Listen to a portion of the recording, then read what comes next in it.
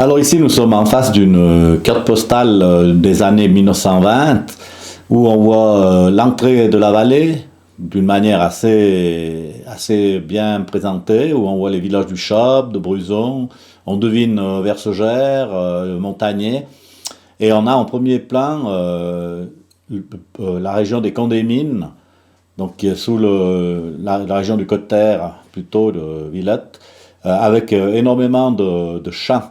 On s'aperçoit que ce sont des terres ouvertes, donc ça veut dire effectivement qu'il y avait du blé, qu'il y avait des pommes de terre, qu'il y avait des plantations, et pas seulement du fourrage.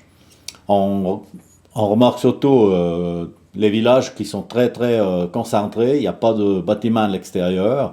On devine aussi tout près de l'église l'ancien collège de Bagne, qu'on peut voir derrière des arbres. Un collège qui a donc été remplacé en 1964 par les nouvelles constructions. Et puis on remarque aussi le peu d'emprise qu'ont les forêts dans toute cette région. Par contre, une forte présence des arbres fruitiers.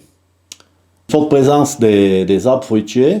Les gens, au début du XXe siècle, et même jusqu'à la moitié du XXe siècle, consommaient beaucoup de pommes. C'était une manière finalement de se nourrir à bon marché. C'était aussi une possibilité d'emporter pendant la saison estivale, parce qu'on gardait les pommes jusqu'en été souvent, dans des tonneaux. Et puis on pouvait se couper un peu la faim durant la période sèche, la période chaude de l'été. Et puis autrement, ben, c'était utilisé pour faire du cidre qui remplaçait le vin pour ceux qui n'avaient pas de vigne. Alors, ces arbres fruitiers ont malheureusement beaucoup disparu. Au jour d'aujourd'hui, il y en a même très peu qui subsistent.